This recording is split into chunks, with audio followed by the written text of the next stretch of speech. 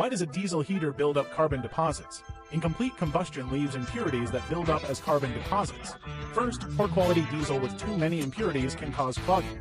Second, diesel stored too long can build up gum and impurities, which burn poorly and turn into carbon deposits. Third, using diesel not suited to the temperature can reduce fuel flow and atomization in cold weather, leading to poor combustion and more carbon buildup. Also, if diesel is contaminated with water or dust, it can leave stubborn carbon deposits on the combustion chamber below plug, and heat sink causing hard starts and frequent shutdowns over time. lfbros.